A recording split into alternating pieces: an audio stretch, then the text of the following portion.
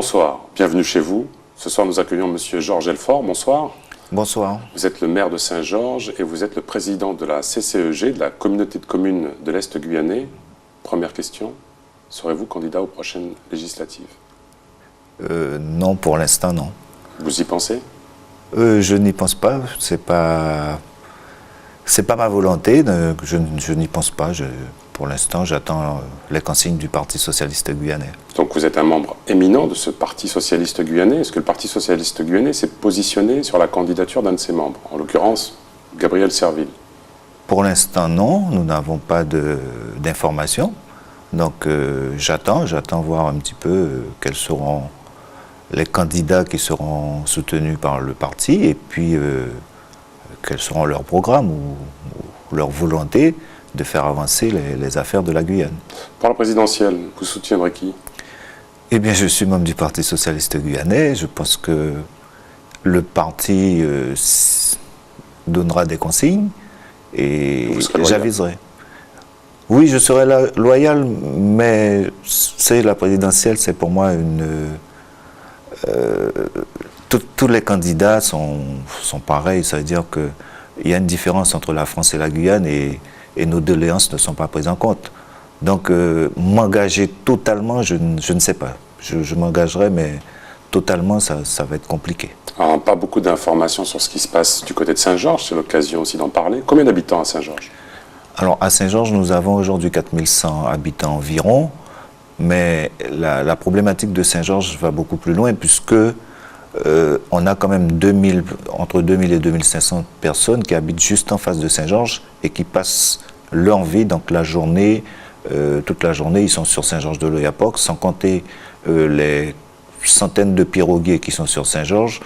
Donc nous supportons une population d'environ plus de 5 à 6 000 habitants, parce que ces gens-là, lorsqu'ils viennent à Saint-Georges, ils ramènent leurs poubelles, ils font tout. Il y a ceux qui récupèrent de l'eau potable pour rentrer chez eux. Donc en face, c'est à la limite leur résidence secondaire. La dotation de l'État tient compte de cette problématique? Pas du tout. Pas du tout. Et je me suis battu, je pense que d'autres élus se battent aussi, comme Léon sur Saint-Laurent, parce que nous avons une population qui vit dans la commune et qui n'est pas prise en compte justement sur les financements de l'État ou d'autres financements. Il y a une évolution comme dans les autres communes de Guyane qui concerne aussi Saint-Georges, c'est-à-dire qu'il y a une explosion démographique ou c'est une évolution un peu plus lente? On a une évolution très lente ou plus lente parce que sur Saint-Georges, la population croît normalement et nous avons une déperdition aussi de la population puisque je rappelle que sur Saint-Georges, il n'y a pas de lycée sur Saint-Georges et que les jeunes, quand ils partent en troisième, après la troisième, à Cayenne, et les parents, bien souvent, des parents suivent parce qu'ils ont peur que leurs enfants aillent tout seuls. Donc, on perd de la population, mais comme je dis, c'est que on a une forte population du Brésil qui travaillent, qui sont sur Saint-Georges. Et qui sont sur Saint-Georges. Vous avez réclamé un lycée à la CTG? Ah, c'est pas d'aujourd'hui, je ne fais que ça, réclamer un lycée. C'est indispensable pour vous? Pour moi, c'est indispensable, parce que les jeunes de Saint-Georges, bien souvent, quand ils partent au lycée, plus de 50% n'arrivent pas à s'adapter, et ils reviennent à Saint-Georges, où ceux qui ont l'âge, on les remet en troisième, et donc ils redoublent la troisième, ceux qui n'ont pas l'âge, ils restent sur le carreau. Et c'est la raison pour laquelle, moi, je réclame un lycée de toute urgence. On n'a pas besoin de grands lycées, on peut avoir un lycée évolutif, comme ça a été pour le collège. Aujourd'hui, collège 400, il y a plus de 500 élèves. D'accord. Vous êtes également président donc, de la CCEG, de la communauté de communes. Il y a un rapport de la Chambre régionale des comptes en date du 28/11/2016 qui est catastrophique concernant cette gestion. Où en est-on?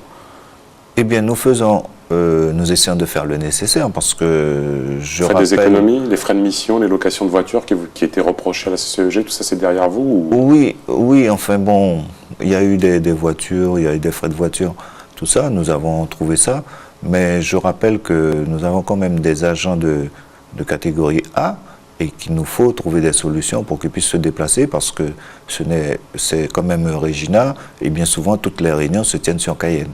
Donc nous n'avons pas les moyens d'acheter des véhicules, donc nous louons des véhicules. Les frais de mission, c'était avant nous, Mais pourquoi les réunions se tiennent à Cayenne? Vous avez Non, pas... les réunions de la CCEG se tiennent à la CCEG. D'accord. Mais toutes les réunions que vous avez pour aller discuter ou aller se tiennent à Cayenne ou en préfecture ou à la CTG.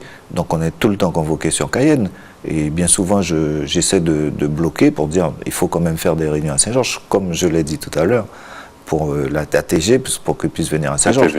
ATV. Donc, notre problématique aujourd'hui, c'est que... Vous n'êtes pas assez connu, reconnu. On n'est pas assez connu, et je fais le nécessaire, j'essaie de faire des efforts pour que, justement, les réunions, parce que c'est plus facile pour les fonctionnaires de Cayenne de nous déplacer. Vous avez toujours la même problématique dans toutes les communes de Cayenne, c'est un peu le sureffectif des employés municipaux dans votre commune. Qu'est-ce que vous comptez faire pour y remédier? Écoutez, moi je ne vais pas faire perdre le salaire, un petit salaire que détient un agent. Quand j'ai quitté en 2008, il y avait 68 agents, j'ai récupéré avec plus 120 agents. 120 agents pour 4000 habitants. Donc ça a doublé, j'ai récupéré la commune en 2014. Donc aujourd'hui nous sommes à une centaine, 102, 103. C'est des gens que je ne peux pas mettre dehors. Et moi je ne vais pas faire le nécessaire. Je comprends la Chambre régionale des comptes, mais on propose quoi en échange? Vous il y a avez des remarqué? Industries, il y a quoi comme activité économique à Saint-Georges? Il n'y en a pas, il n'y en a pas. L'ouverture du pont pour vous, votre analyse, c'est une bonne chose? Ça va développer la commune? L'ouverture du pont, pour moi, c'est une bonne chose, c'est un équipement structurant.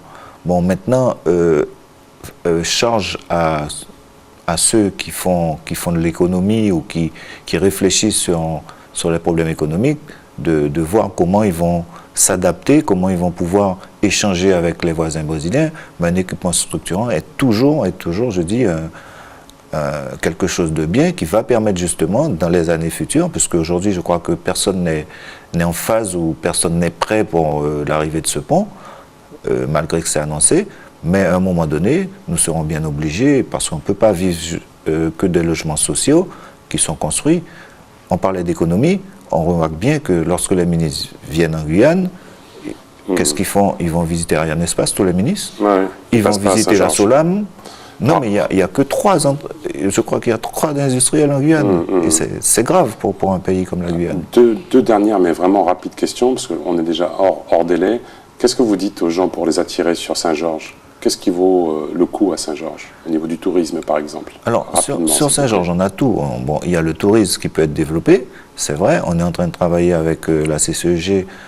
Moi, mon boulot, c'est de mettre en place les équipements structurants, c'est-à-dire embellir Saint-Georges, parce qu'on va reprendre la berge, on est en train de travailler sur la berge, voir comment Donc vous incitez les Guyanais à venir découvrir Saint-Georges? Ah, tout à fait. La sécurité, vous êtes confronté? Tout à fait. Vous en appelez au préfet. Vous attendez quoi du préfet? J'attends qu'il mette en place les moyens nécessaires pour que la population puisse vivre dignement.